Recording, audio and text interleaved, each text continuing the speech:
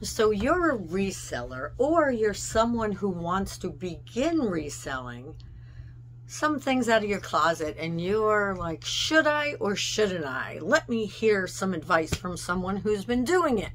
This is the episode, the show for you. So my name is Marion, and I am a reseller on Poshmark, mostly, a little bit on eBay, a little bit on Facebook Marketplace, and now on Whatnot too. And I mean in their closet, not just on auctions. And I had a retail store until the end of 2021. And then I closed, so I have loads of merchandise. I love the thrill of finding those hidden gems among the thrift stores. And many other ways too that you'll hear about. So stay tuned and let us chat about it. And if you have any questions, leave them in the comments below. So you're thinking about becoming a reseller.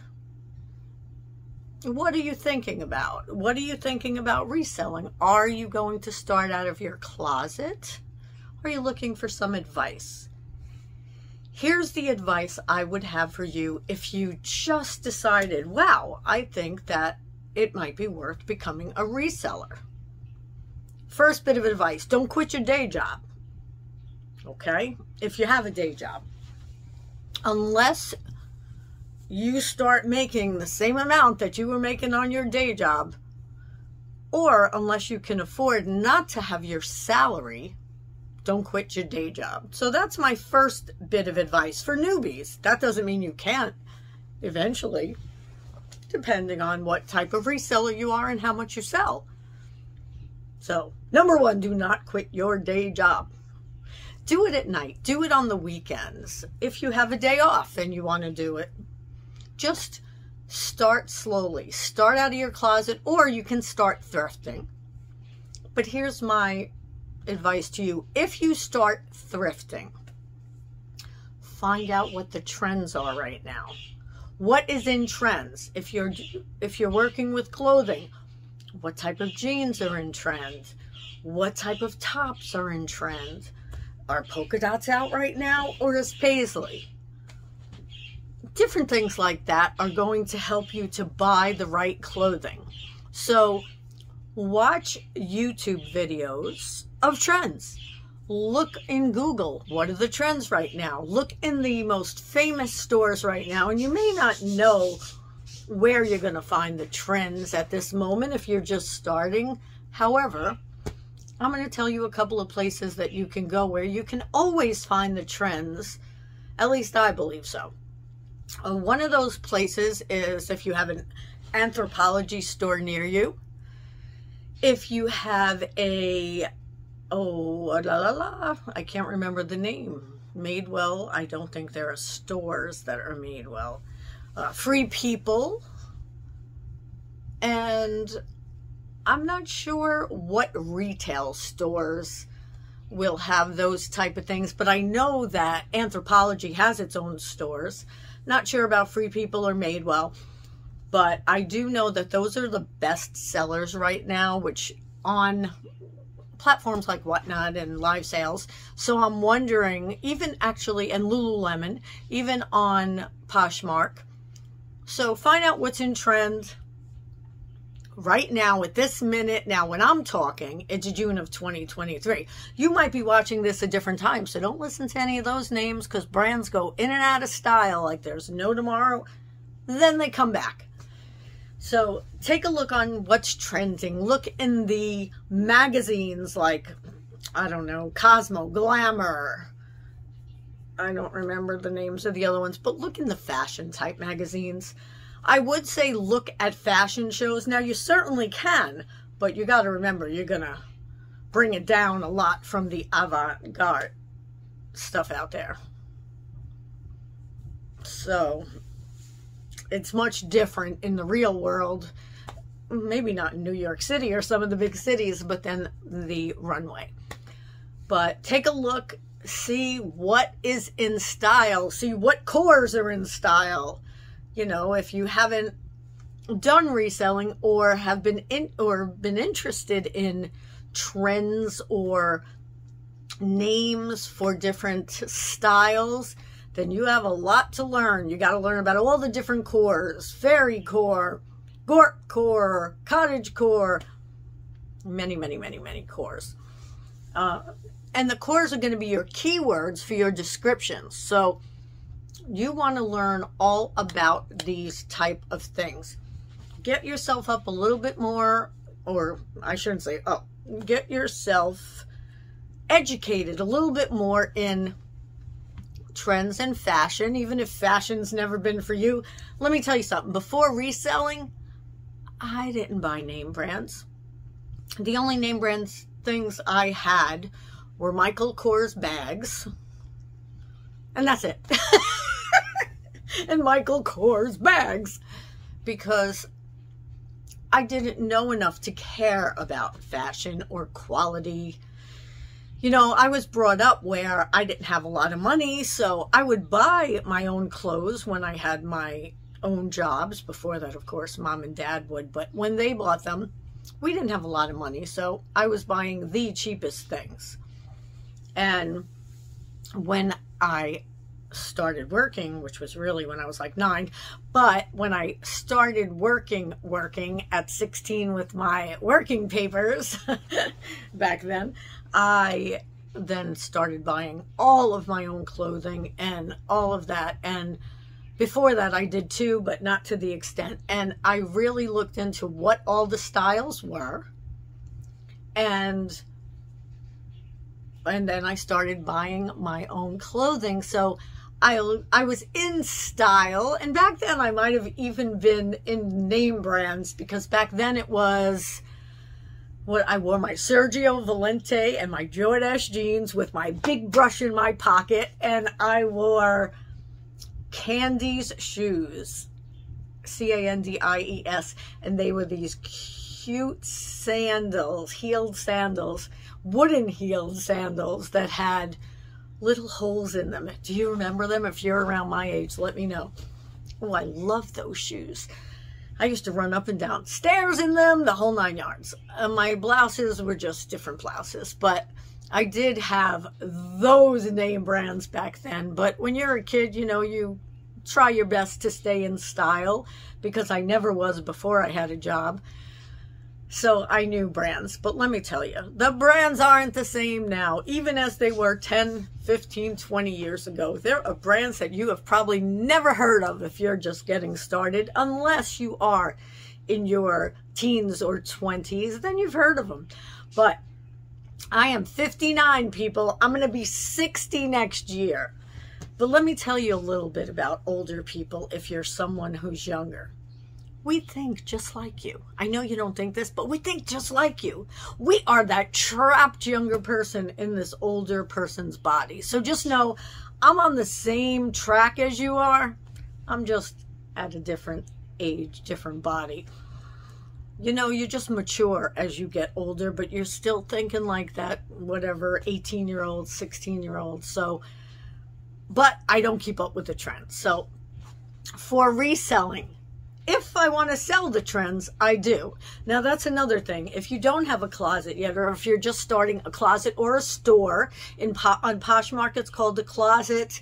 eBay, it's a store. It's closets and stores on all different genres, on all different platforms of clothing.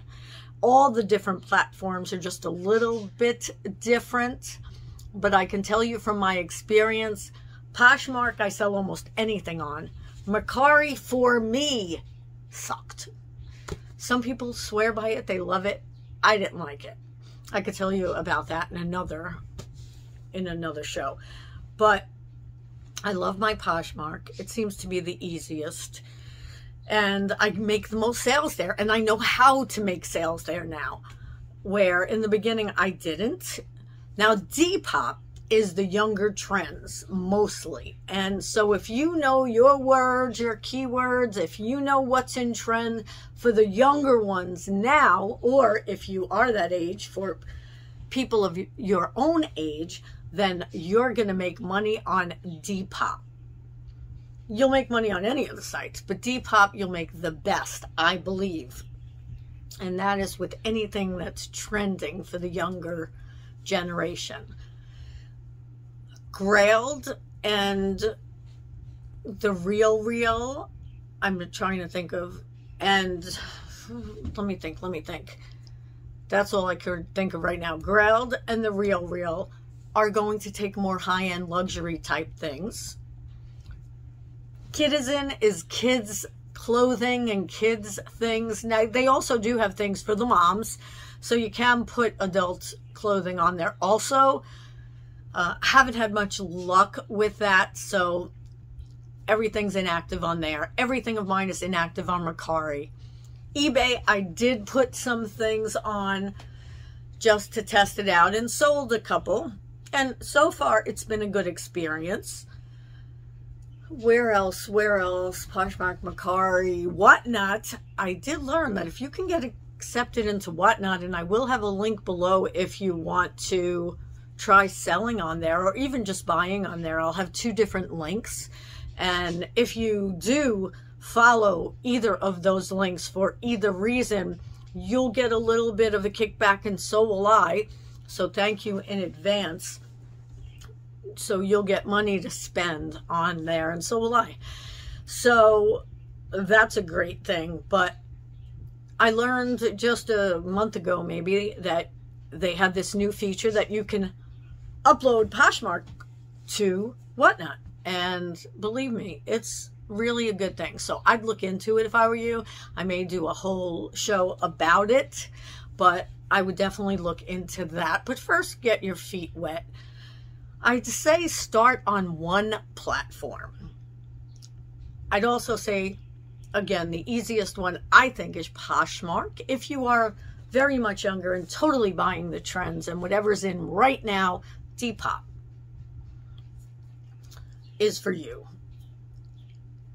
And like I said, eBay is a little bit more complicated when it comes to categories and shipping and things like that. But if you think you want to do that first, do that first. I just love my Poshmark right now, June 2023. So find your platform and start on there. Then you want to make sure that you take very, very good pictures. And when I say good, I mean good quality. I'm trying to look around. I always try to look around. If you see me looking around, I'm looking around for things to show you. Good quality pictures, and then if you can, on a white background, or white out the background. Remove the background.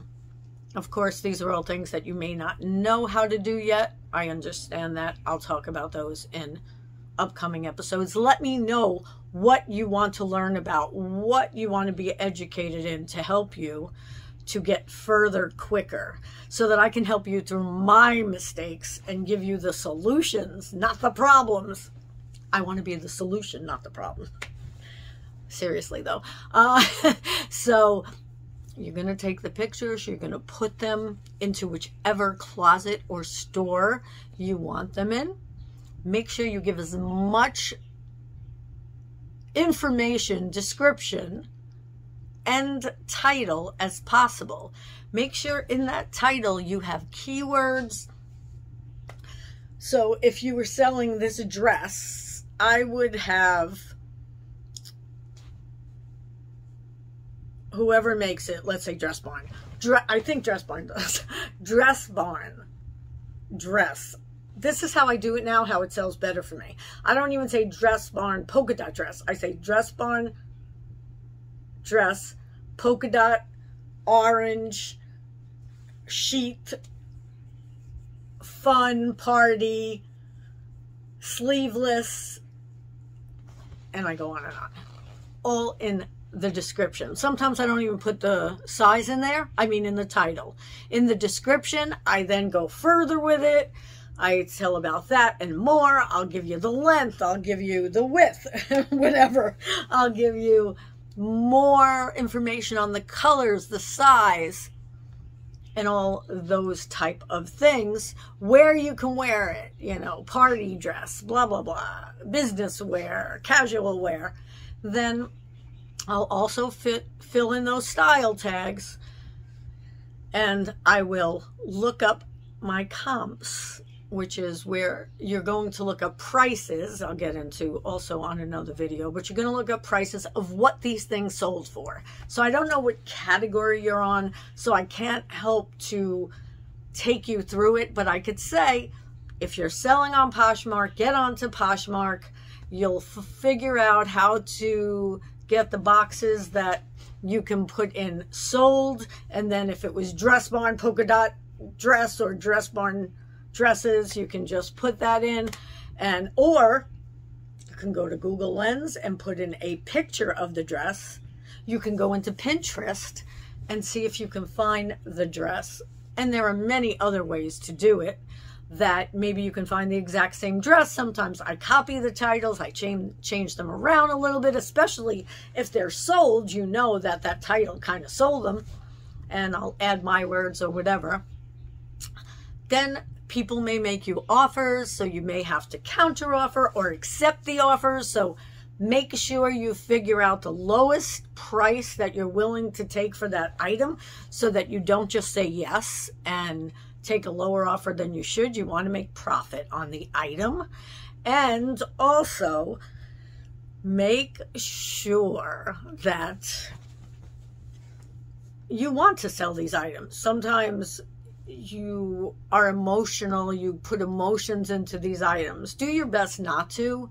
There were so many things that I didn't let go for less money because I had emotions attached. You learn eventually, ridiculous. Just sell it, but for the lowest that you're willing to take. And then it's time to ship. Make sure you ship everything great. And when I say that, I mean, make sure you have any kind of bubble wrap, whether it's these free envelopes from USPS or anything like that, bubble mailers, bubble wrap, newspaper, shreddings, whatever it is that has to make sure that these items get to the people in great condition, the way they were when they left. So do a great packing job. It's really important.